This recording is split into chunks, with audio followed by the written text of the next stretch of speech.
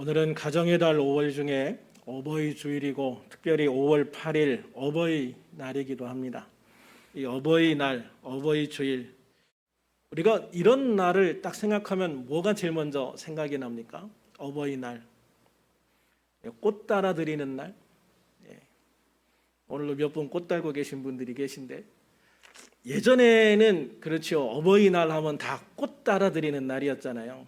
우리 어릴 때만 해도, 어릴 때가 아니죠, 제가 대학 다닐 때만 해도 어른들이 다 어버이날이면 여기다 이렇게 카네이션 하나씩, 종이로 된 꽃이든 아니면 생화든, 그때는 생화도 별로 없었던 것 같아요. 문방구에서 파는 그 꽃 사가지고 다 가슴에다가 이렇게 달고 다니는 그런 모습이 정말 눈에 선한데, 그래서 이제 어버이날, 꽃 따라 드리는 날, 이런 생각을 많이 사람들이 하는 것 같아요. 또 선물 드리는 날, 그렇죠? 부모님한테 용돈 드리는 날. 어른들이 뭘 제일 많이 받고 싶어 하는 것 같습니까? 현금. 작년이 현금이 1등이었습니다. 작년이. 올해는 현금이 아닙니다. 작년에는 가장 받고 싶은 어버이날 선물 1등이 현금이었는데, 올해는 압도적인 차이로 1위가 바뀌었어요. 그게 뭐냐면 안마의자입니다. 안마의자. 자식들이 많이 당황해하고 있다고 그래요. 용돈 드리면 한 10만 원, 20만 원 이렇게 드리면 되는데, 안마의자 하니까 이거는 100단위잖아요. 보통 웬만한 안마의자면 150, 200, 300 이렇게 가잖아요. 그러니까 부모님들이 용돈 주지 말고 도전금 주지 말고 안마의자 하나 사보내라, 이래가지고 자식들이 많이 당황하고 있다라고 얘기를 해요. 어쨌든 우리는 부모님에게 어떤 형태로든 사랑과 존경을 표시하는 그런 날이기도 하지요. 그래서 우리가 살아가면서 부모님이 생존해 계시는 게 참 큰 축복이다라는 생각을 하거든요. 어떤 분들은 이제 부모님 이미 다 천국 가신 분들이 있고, 저도 올해 처음으로 어버이날 이렇게 했는데 아버지가 안 계신 거예요. 그러니까 그게 굉장히 마음이 한쪽이 텅 비어있는 그런 생각이 들더라고요. 그래서 항상 하는 말이 살아계실 때 잘해라. 그 말이 참 진리인 것 같아요. 그래서 부모님이 계신다면 그 부모님 살아계실 때 작은 거 하나라도 정성스럽게 해서 섬길 수 있는 귀한 날이 되어지기를 바랍니다. 그러나 우리가 때로는 부모로서, 이제 우리는 거의 이제 부모의 입장이잖아요. 부모로서 어버이날에 무엇을 할 것인가, 무엇을 생각할 것인가, 이게 저는 더 중요하지 않을까라고 생각을 해요. 우리는 부모로서, 어른으로서 특별히 자녀들에게 무엇을 보여줄 것인가, 무엇을 보여줄 것인가에 초점을 맞추어서 우리가 한번 좀 생각해 봐야 되겠다라는 마음이 들거든요. 특별히 우리는 자녀들이나 어린이 젊은이들에게 어떤 신앙의 모습을 보여주느냐 하는 것이 더 중요하다고 생각을 해요. 우리들의 모습을 보고 자녀들이 올바른 신앙을 가지게 되고 또 세상을 빛과 소금으로 살아갈 수 있다면 부모의 역할, 어른의 역할은 성공했다라고 저는 생각을 합니다. 오늘 말씀은 사도 베드로가 가이사랴에 사는 이달리아 부대의 고넬료라는 백부장에게 설교한 내용 중에 한 부분이에요.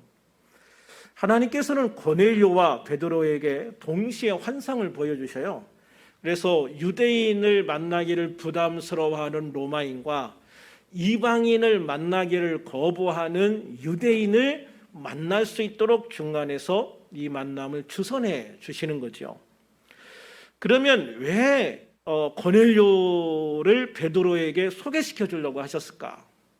2절 말씀에 나오는데요. 이 고넬료라는 사람은 경건하여 온 집안과 더불어 하나님을 경외하며 백성을 많이 구제하고 하나님께 항상 기도하는 사람이었다라고 말씀을 하고 있어요. 이 말씀을 통해서 보면 유대인들보다 더 하나님을 잘 믿는, 그런 이방인이죠. 그래서 이방인이지만 유대인들보다 하나님을 더 공경하고 경외하고 더 잘 믿는, 더 열심히 기도하는, 그리고 하나님의 말씀을 더 잘 실천하는 그런 이방인을 구원하고 싶으셔서 이 베드로를 만나게 하신 거죠. 고넬료를 만난 베드로가 고넬료에게 복음을 전하면서 처음에는 뭐 이런저런 이야기를 하지요. 그러다가 이제 복음을 전하기 위해서 딱 얘기하면서 제일 먼저 꺼낸 말이 바로 오늘 본문 말씀이에요. 같이 한번 읽어볼까요? 하나님이 나사렛 예수에게 성령과 능력을 기름 붓듯 하셨음에 그가 두루 다니시며 선한 일을 행하시고 마귀에게 눌린 모든 사람을 고치셨으니 이런 하나님이 함께 하셨습니다. 아멘. 베드로는 예수님이 이 땅에서 이 귀한 사역을 하실 때 하나님 아버지께서 성령과 능력을 기름 붓듯 부어주심으로 구원의 복음 사역을 감당하게 하셨다라고 말씀하고 있는 거예요. 저는 이 말씀을 묵상하면서 오늘 어버이날을 맞아서 하나님께서 주시는, 하나님께서 자녀에게 주시는 그 사랑과 은혜가 무엇인가에 대해서 생각을 해봤어요. 하나님 아버지께서는 당신의 유일하신 아들이신 예수님을 이 땅에 보내시면서 그 사역을 감당할 수 있는 힘과 능력을 부어주셨다라고 말씀하고 있거든요. 하나님은 그냥 아들을 이 땅에 버리듯이 그냥 알아서 해라고 보내신 게 아니라는 거죠. 하나님 아버지께서는 요한복음 3장 16절의 말씀과 같이 하나님이 창조하신 이 세상과 사람을 너무너무 사랑하셨어요. 그렇지만 무엇보다 더 사랑하신 분이 계세요. 바로 당신의 아들 예수님이십니다. 요한복음 3장 35절에 보면 아버지께서 아들을 사랑하사 만물을 다 그의 손에 주셨다라고 말씀하고 있고요. 5장 20절에 보면 아버지께서 아들을 사랑하사 자기가 행하시는 것을 다 아들에게 보여주셨다라고 말씀하고 있어요. 부모가 부모로서 존경받는 것은 자녀들을 낳아서 사랑으로 키웠기 때문이지요. 하나님 아버지께서도 세상 그 어떤 부모보다 더 그 아들 예수님을 사랑하셨어요. 그래서 하나님 아버지께서는 아들 예수님에게 당신이 행하시는 모든 것을 다 보여주시고 주실 수 있는 모든 것들을 다 주셨다라는 거예요. 그래서 예수님은 하나님 아버지의 모습을 보면서 하나님 아버지가 행하시는 그 모든 것들을 보면서 내가 이 땅에서 무엇을 해야 되는가 하는 것들을 분명히 알고 방향을 잡으셔서 끝까지 그 길을 가실 수 있었던 거라는 겁니다. 육신의 부모로서의 우리들도 마찬가지라고 생각을 해요. 우리는 자녀들에게 우리가 얼마나 성실하고 정직하게 열심히 사는지, 특별히 우리가 열심히 신앙생활을 하는 이런 신앙의 모습을 보여주어야 한다는 것이죠. 그래서 부모는 교회에서만 좋은 목사, 집사, 권사, 성도가 되어서는 안 된다는 말이에요. 교회에서의 좋은 모습이 가정에서도 그대로 자녀들에게 보여줘야 돼요. 그래야 그게 진짜 신앙의 모습을 자녀들에게 전수해 주는 거예요. 교회 많은 중직자들의 자녀들이 실족하고 낙심하고 교회를 떠나는 이유가 뭐냐면 교회에서의 아버지의 모습과 집에서의 아버지의 모습이 너무 다르기 때문에 그런 거예요. 그래서 많은 목사의 자식들이 예수도 안 믿고 세상으로 가버리기도 하고요. 교회에서 장로, 안수집사, 권사 이런 사람들의 자녀들이 실족하고 또 낙심하고 그래서 신앙을 떠나는 그러한 경우들이 굉장히 많아요. 제가 기회 있을 때마다 항상 하는 말이지만 밖에서 좋은 남자, 좋은 여자 아무 소용없어요.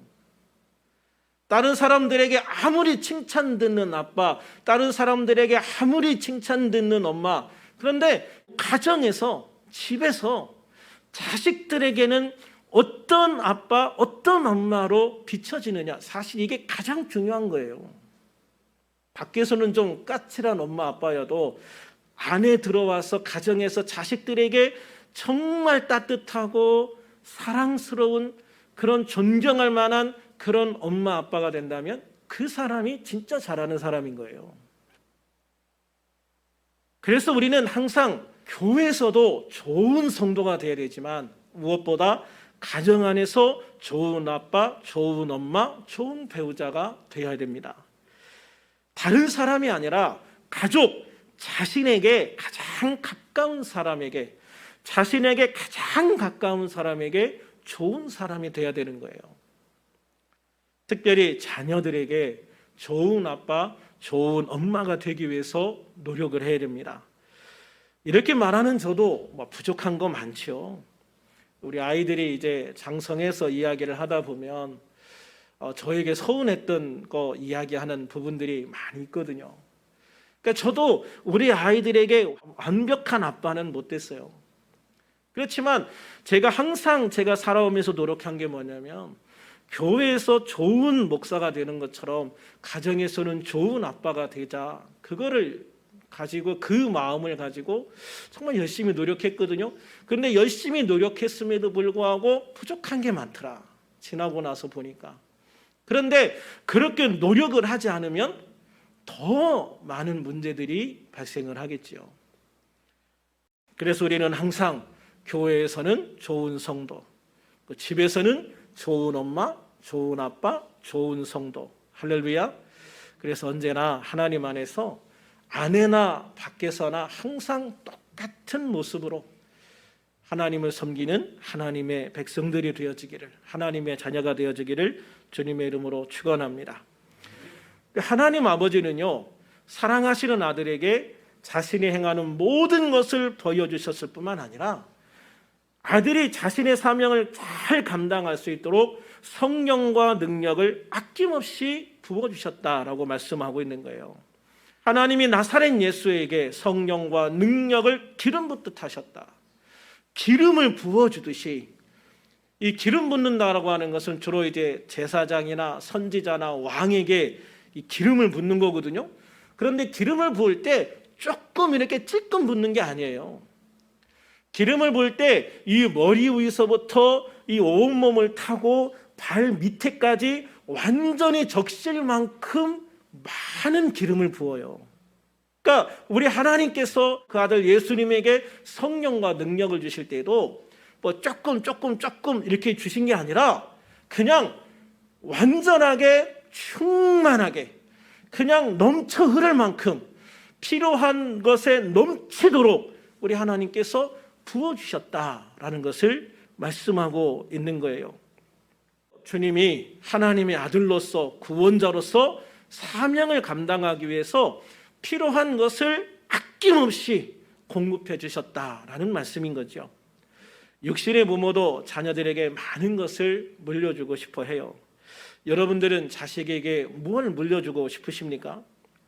특별히 우리나라 부모들은 자녀 교육을 위해서 또는 자녀 양육을 위해서 굉장히 돈을 많이 쓰는 거로 나와요. 어제 신문에 보니까 바로 그 양육비, 교육비가 아니라 양육비. 교육비는 애들 교육시키는 데 들어가는 돈이고, 양육비는 그 모든 것, 우리 아이들이 살아가는 데 필요한 모든 것을 공급해 주는 돈, 그게 양육비잖아요. 그 양육비에 대해서 그 기사가 나왔는데 잠시 한번 읽어드릴게요. 서울 서대문구에 사는 36살 이모 씨는 자신이 6살 유치원생 아들을 키우는데 지금까지 2억 1,330만 원을 썼다는 분석 결과를 받아보고는 과소비하는 것도 아닌데 이럴 수가 있나라는 말을 자신도 모르게 했다고 합니다. 그는 출산 후 조리원도 비싼 곳을 안 가고 각종 육아용품도 대체로 중고 물품을 사거나 물려받아 썼다고 합니다. 요새 유행하는 영어 유치원도 안 보냈고 국공립 유치원은 추첨해서 떨어져서 일반 사립 유치원을 보내고 있다고 해요. 그는 동아일보가 만든 대한민국 양육비 계산기, 이런 게 있답니다. 양육비 계산기라는 게 있대요, 인터넷에. 이 양육비 계산기를 통해서 아들이 대학을 졸업할 때까지 6억 5,994만 원을 더 쓰게 된다는 전망치를 받았다며 한숨을 쉬었다라고 얘기를 합니다. 또 다른 통계를 보면 부모들이 자녀의 양육을 위해서 쓰는 돈이 보통 10년치 연봉에 해당한다고 그래요. 그러니까 자식 한 명 키우는데 내 10년치 연봉이 들어간다. 이 통계가 대한민국 소득을 맨 꼭대기부터 맨 밑에까지 놨을 때 딱 중간에 속하는 사람이래요. 그 딱 중간에 속하는 사람이 이렇게 자녀를 위해서 돈을 많이 쓰고 있다라고 이야기를 하거든요.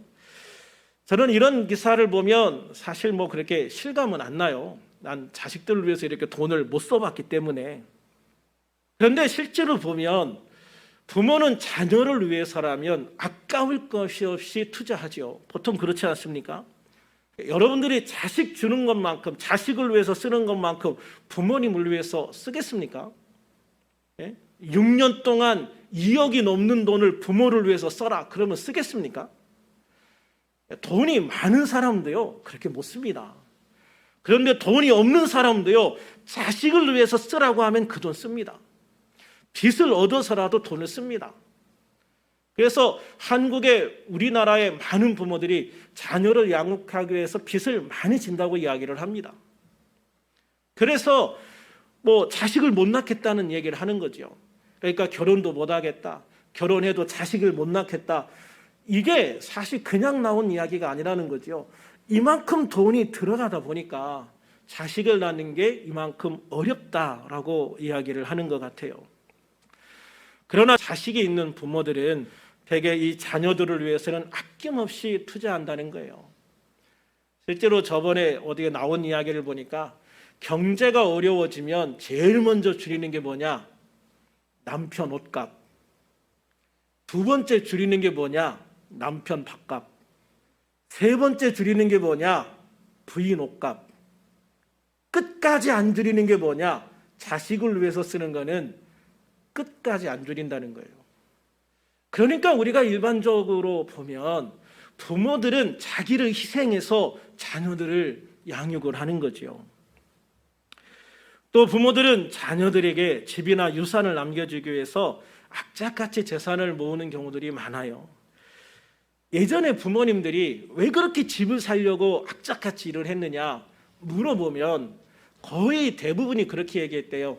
자식에게 집 한 칸 물려주려고. 사실 그게 별로 의미가 없는데 자식에게 집 하나 물려주려고 그렇게 노력해서 집 하나 사더라. 그거지요. 근데 지금도 마찬가지인 것 같아요. 부모들은 자식에게 뭔가를 물려주기 위해서 자신이 입을 거 안 입고 먹을 거 안 먹고 쓸 거 안 쓰고 모아서 자식을 위해서 모으는 경우들이 참 많지 않습니까? 그런데 그 모든 것이 과연 자녀를 위한 걸까? 주는 부모의 만족을 위한 걸까? 받는 자식을 위한 걸까? 이거는 다르다는 거죠. 부모가 내가 자식에게 이만큼 주었어라고 하는 만족감과 그걸 받는 자식이 맞는 만족감, 기쁨과는 별개라고 이야기를 해요. 그래서 우리들은 과연 이것이 자녀들을 행복하게 하는 걸까? 이것이 자녀를 위하는 최선의 길일까? 한 번쯤 생각해 볼 필요가 있는 거죠. 하나님 아버지는 아들을 사랑하셔서 만물을 주셨다라고 했지만 실상 아들을 위해서 세상에 물질은 주지 않으셨습니다. 만물을 그에게 주셨다는 것은 세상 모든 것을 다스릴 하나님으로서의 위치와 세상을 구원할 구원의 주님이심을 확인시켜주는 말씀이죠. 예수님은 이 땅에 태어나실 때 누울 자리가 없어서 부유해서 누우셨어요. 이 땅에 태어나실 때 그 흔한 여관방 하나 못 잡고 마구간에서 태어나가지고 말에 먹이를 주는 그 먹이통에 뉘어졌다 이 말이에요. 예수님은 또 10대 때는 소년 가장으로서 어머니와 형제들을 부양하기 위해서 일을 하면서 돈을 벌으셔야 했어요. 아버지가 예수님이 10대 때 돌아가셨거든요. 그러니까 어떻게 해요? 예수님이 돈을 벌어야죠. 첫째 아들인데. 또 예수님이 사역을 하실 때도요. 자신의 몸 하나 뉘어 쉴 수 있는 장소도 없다고 말씀을 하셨어요. 그렇다면 그렇게 물질적으로 어려웠다고 해서 예수님이 불행하셨을까? 예수님은 불행하셨을까요? 저는 성경을 읽으면서 예수님이 불행하셨다는 생각은 단 한 번도 안 들어요. 물론 사역을 위해서 힘들고 어려운 고뇌의 시간은 있었지만 예수님이 불행했다? 아니요, 예수님은 한순간도 불행하지 않으셨어요. 왜 그랬을까요? 언제 어디에서나 하나님 아버지가 예수님과 함께 하셨기 때문이죠. 그리고 필요할 때마다 그 일을 할 수 있는 능력을 공급해 주셨기 때문이에요. 그래서 우리는 우리 자녀들에게 무엇을 줄 것인가를 진짜 고민해 봐야 되는 거예요. 우리들은 흔히 자녀들에게 물고기를 잡아주지 말고 물고기를 잡는 방법을 가르치라 라고 많이 이야기를 해요. 그러나 요즘은 물고기를 잡는 방법은 인터넷 찾으면 10분이면 찾을 수 있으니까 그것도 의미가 없다고 얘기를 해요. 실제로 인터넷 찾아보면 다 나와요. 그러니까 요즘은 물고기를 잡는 방법 가르치는 것, 그것 자체도 별로 의미가 없다. 그럼 뭘 해야 되느냐? 가장 중요한 거는요, 너 정말 물고기 잡고 싶어? 너 물고기를 잡아서 뭐 하려고 그래? 이게 중요하다는 거예요. 한 교육자는 이런 글을 쓰셨더라고요. 아이들을 지도하다 보면 방법을 몰라서 못하는 것이 아니라 왜 하는지에 대한 생각이 없어서 열심히 하지 않는다. 아이들이요, 방법 몰라서 안 하는 게 아니라는 거죠. 왜 안 하느냐? 왜 열심히 안 하느냐? 왜 공부 잘 안 하느냐? 내가 공부해서 뭘 해야 될지를 모르니까, 내가 왜 공부를 해야 되는지에 대한 이유를 모르니까, 그러니까 공부 안 한다는 거예요. 그런데 내가 뭔가 필요한 게 생기잖아요. 해야 될 이유가 생기잖아요. 여러분, 그러면 금방 합니다. 금방 해요. 한 TV 프로그램인 생활의 달인을 예로 들어서 설명을 하는데요. 여기에 나오는 달인들을 보면 공통점이 있는데 두 가지랍니다. 첫 번째는 기본에 충실하다. 두 번째는 자신만의 비법이 있다라는 거예요. 자신만의 비법이 있다. 그런데 이 비법들은 누가 가르쳐 주는 게 아니래요. 배워서, 비법을 배운 사람은 절대 달인이 될 수 없다. 거기에 그렇게 써 있어요. 비법을 배워서 하는 사람은 달인이 안 된대요. 자기만의 방법을 찾아낸 사람이 달인이 된다는 거예요. 그런데 이 사람이 그렇게 그 비법을 찾아내게 된 이유가 뭐냐? 그 일을 해야 되는 절실함, 그 일에 대한 자부심이 있는데 그 자부심을 가지고 그 일을 하는데 그 일을 잘하고 싶어지는 거예요. 내가 자부심이 있으니까, 이 일을 하는 데 대한 자부심이 있으니까 이 일을 잘하고 싶어지는 거예요. 잘하고 싶으니까 그 절실함 때문에 계속 뭔가 시도해보고 연구를 하게 되는 거예요. 그 과정에서 수많은 실수들이 나오지만 그러나 그 실수들을 수정하고 보완해가면서 방법을 찾아내죠. 그래서 달인만의 비법이 되는 거예요. 그들이 이렇게 할 수 있는 이유는 딱 하나라고 합니다. 자신이 성취하려고 하는 목적이 분명하기 때문이다. 내가 성취하려고 하는 목적이 분명하기 때문이다. 그러니까 우리 아이들을 키우면서 가장 중요한 거는 우리 아이들 학원 몇 개 보내느냐, 이게 중요한 게 아니라는 거죠. 우리 아이들이 무엇을 하고 싶은지 그걸 찾아주는 거예요. 무엇을 잘하는지, 무엇을 하고 싶은지. 그래서 아이들이 하고 싶은 거를 시키다 보면 그 일을 잘하게 되고 그러다 보면 달인도 된다. 그런데 하기 싫은 일을 억지로 시켜봐야 돈만 들고 성과도 없고 서로 시험 들고 상처만 준다는 거예요. 하나님 아버지께서도 그래서 아들에게 돈 주신 게 아니에요. 왕이라는 명예와 권세를 주신 것도 아니에요. 자신의 사역을 감당할 수 있는 동기부여와 능력을 주신 거죠. 동기부여는 어떻게 주신 거예요? 자신이 하는 일을 보여주시면서, 하나님 아버지께서 하시는 일을 다 아들에게 보여주시면서 아들에게 동기부여를 하는 거예요. 무엇을 해야 될지를 알게 하시고 그 일을 해야 될 분명한 목적을 갖게 하시고 방향을 정하게 하신 거죠. 그래서 예수님은 그 일을 위해서 자신의 생명을 바쳐가면서 끝까지 감당하시잖아요. 기쁨으로. 그리고 그 일을 할 수 있는 능력을 주시죠. 성령과 능력의 기름을 부어 주시는 거예요. 그래서 하나님께서는 예수님에게 성령과 능력을 부어 주셔서 선한 일을 행하게 하시고 마귀에게 눌린 모든 사람을 다 고칠 수 있는 그런 능력을 주셨습니다.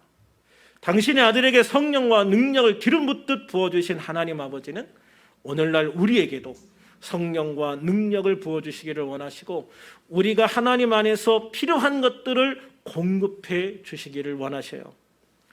이제 여호와 하나님께서 나의 하나님이 되셨고 나의 아버지가 되셨기 때문이죠. 그러므로 우리는 하나님 아버지께 물고기를 잡아달라고 매달리는 기도를 하지 말아야 돼요. 우리가 지금까지 해왔던 많은 기도들을 생각을 해보세요. 무슨 기도를 했나? 결국 물고기 잡아서 내 앞에 놓아달라는 기도, 아니면 아예 물고기를 잡아서 요리를 해가지고 뼈를 다 발라서 가시를 발라서 살만 딱 내 손에 쥐어달라는 그런 기도를 하지는 않았는가?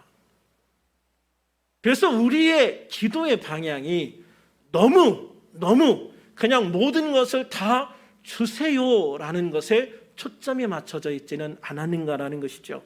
물론 그래야 될 기도 제목도 있습니다. 하나님이 주셔야만 하는 그런 기도 제목이 분명히 있어요. 그러나 대부분은 주님이 주시는 능력을 가지고 그 능력을 통해서 하나님의 일을 이룰 수 있는 그런 일들이 더 많거든요. 그러니까 하나님 앞에 물고기 잡아서 요리해서 뼈 발라주세요, 가시 발라주세요 라고 기도하지 말고, 주님 제가 이런 일을 할 수 있도록, 주님 내가 이런 일을 감당할 수 있도록, 주님 제게 이런 일이 이루어질 수 있도록 주님의 성령과 그것에 필요한 능력을 주시옵소서. 그렇게 기도할 때 우리는 주님이 주시는 그 성령과 능력을 통해서 지속적으로 그 일을 할 수 있을 뿐만 아니라 그것을 통해서 살아계신 하나님을 세상에 증거할 수 있게 되어지는 것이죠. 그렇습니다. 우리가 하나님의 성령과 능력을 받아야 하는 이유는 이 혼탁한 세상에 살아계신 하나님을 증거해야 하기 때문이에요. 예수님도 성령과 능력을 받아서 가나 혼인잔치에서 물을 포도주로 바꾸셨고 수많은 병자들을 고치셨습니다. 가는 곳마다 귀신을 쫓아내고 사람들을 치유하셨습니다. 왜 그러셨는가? 왜 그렇게 힘든 일들을 하셨는가? 예수님이 그 많은 일들을 하시면서 잠시도 쉬지 못하시고 이 일들을 행하신 이유는 살아계신 하나님을 세상에 보여주기 위한 거예요. 당신이 바로 하나님 아버지께서 보내신 메시아 구원자이심을 세상에 보여주기 위해서였다는 것이죠. 그래서 39절에 보면 예수님의 이런 모습을 본 사람들이 우리는 유대인의 땅과 예루살렘에서 그가 행하신 모든 일의 증인이라 라고 말하고 있어요. 그러므로 우리들은 하나님 아버지께 성령과 능력을 구하는 성도가 되기를 주님의 이름으로 축원합니다. 이 땅에 병든 자가 많습니다. 또 약한 자들도 많아요. 한 달 전쯤에 제가 금요 성령치유 예배에서 안수기도를 하는데 그날 다른 날보다 제일 많이 나온 날이거든요. 그런데 참석한 성도들이 다 병자인 거예요. 허리가 아프고 어깨가 아프고 손목이 아프고 무릎이 아프고 머리가 아프고 담관이 아프고 갑상선이 아프고, 청년 한 명은 괜찮은 줄 알았는데 나중에 이야기를 하다 보니까 그 청년도 발목이 아프더라고요. 또 병자들을 위해서 기도하다 보니까 예배에 참석하지 못한 성도들 중에도 아픈 성도들이 왜 그렇게 많은지, 또 가족 중에 아픈 분들이 왜 그렇게 많은지, 그래서 더욱 간절하게 기도하게 되는 것이, 주님 제게 성령 충만, 능력 충만하게 해주셔서 주님 저에게 이 연약한 육신들을 다 주님의 이름과 주님의 능력으로 고칠 수 있는 은혜를 주세요. 이 기도가 정말 간절하게 나오는 거예요. 그런데 오늘 말씀을 준비하면서 주님이 주시는 또 다른 말씀이 있는데, 그건 뭐냐면 구하라 그리하면 받으리니 너희 기쁨이 충만하리라 라고 하는 요한복음 16장 24절 말씀이에요. 지난 금요일 날 전한 말씀인데 오늘 말씀을 증거하기 위해서 말씀을 준비하는데 그 말씀을 다시 제 마음에 주시는 거예요. 그러면서 아낌없이 주시는 하나님 아버지 앞에 성령과 능력을 구해서 살아계신 하나님을 세상에 증거하고 예수님의 복음을 세상에 전하라라는 감동을 주시는 거예요. 그렇습니다. 우리의 아버지가 되신 하나님은 아낌없이 주시는 나무와 같아요. 세상의 아버지는 돈이 없어서 못 주고 능력이 없어서 못 주기도 해요. 그러나 전능하신 아버지 하나님은 모든 것을 주실 수 있는 전능하신 하나님이시잖아요. 그리고 우리를 특별히 사랑하시고 우리를 긍휼과 자비의 눈으로 보시는 아버지 하나님이시잖아요. 우리들 모두 하나님 아버지께서 주시는 성령과 능력을 받아서 하나님의 권능과 능력으로 악한 것을 쫓아내고 문제를 해결하고 모든 병과 약한 것을 고쳐서 살아계신 하나님을 증거하는 그런 증인이 되어야 되겠다. 할렐루야. 그래서 우리는 더욱더 하나님 우리에게 성령과 능력을 주시옵소서. 아버지, 하나님 아버지, 저에게 성령과 능력을 주셔서 아버지의 하나님의 그 사랑으로, 그 은혜로, 그 능력으로 세상을 이기고 문제들을 해결하고 뛰어넘어 승리할 수 있는 은혜와 능력을 주시옵소서. 그렇게 기도하는 우리가 되어야 되겠다. 그리고 특별히 가정의 달에 주님의 성령과 능력을 받아서 우리 가정 안에 있는 크고 작은 문제들이 해결되어지고 하나님 안에서 더 아름답고 화목한 가정을 만들어가야 되겠다. 아멘. 그래서 정말 우리 주님께서, 우리 아버지께서 주시는 그 사랑, 그 은혜, 그 능력을 우리가 충만히 받도록, 이 땅에서 가장 행복한 것은 아버지의 사랑을 느끼고 아버지의 사랑을 온몸에 받으면서 살아가는 것이 가장 행복한 거예요. 예수님은 아무것도 없으셨지만 행복하셨고 우리도 아무것도 없어도 비록 초가 삼간에 살아도 하나님 감사합니다, 하나님을 찬양하고 하나님께 영광 돌리면서 진정한 기쁨과 감사로 살아갈 수 있는 성도가 되어질 수 있는 거지요. 바로 주님이 주시는 그 모든 것을 통해서 우리 행복한 가정을 만들어가고 또 정말 주님의 귀한 교회를 만들어가고 이 세상을 변화시킬 수 있는 작은 불씨가 되어져 갈 수 있기를 우리 주님의 이름으로 축원합니다. 축원합니다. 기도하겠습니다. 살아계신 하나님 아버지, 오늘 어버이주일을 맞아서 아버지 하나님의 은혜를 다시 돌아봅니다. 우리를 사랑하셔서 당신의 아들을 이 땅에 보내주시고 십자가에 죽게 하시기까지 그 놀라운 사랑과 은혜를 베풀어 주심을 감사하고 또 감사합니다. 우리들이 하나님의 자녀로서 아버지의 은혜를 늘 기억하며 감사하는 복된 성도가 되게 하여 주시고 아버지께 주신 성령과 능력을 통해서 이 땅의 악한 영들을 쫓아내고 문제를 해결하며 병든 자와 약한 것을 고치는 능력을 허락해 주셔서 이 땅에서 믿는 자와 믿지 않는 자에게 살아계신 하나님을 보여주고 예수님의 복음을 증거하는 증인이 되게 하여 주시옵소서. 특별히 우리의 부모님과 어른들을 공경하고 감사할 수 있는 가정과 교회가 되게 하셔서 주님이 기뻐하시고 축복하실 만한 복된 가정들이 되어지게 하여 주시옵소서. 또한 하나님, 부모로서 가정에 모범을 보일 수 있는 아름다운 부모가 되어지기를 소망합니다. 무엇보다도 신앙의 모범을 보일 수 있는 부모가 되어지게 하여 주시옵시고 또 우리 모든 가정들이 가장 행복하고 가장 기쁨이 넘치는 그런 가정들이 되어질 수 있도록 주님 우리 가정 안에 하나님의 은혜와 능력을 더하여 주시옵소서. 이번 한 주간도 주님의 성령과 능력을 기름 붓듯 부어주셔서 주님의 이름으로 승리하고 하나님께 영광을 돌리는 복된 시간들이 되게 하여 주시옵시고 모든 연약한 지체들을 강건하게 하시고 회복시켜 주셔서 더 행복하고 은혜 충만한 한 주가 될 수 있도록 은혜를 베풀어 주시옵소서. 오늘도 함께 하시고 은혜를 베풀어 주심을 감사하며 예수님의 이름으로 기도하옵나이다. 아멘.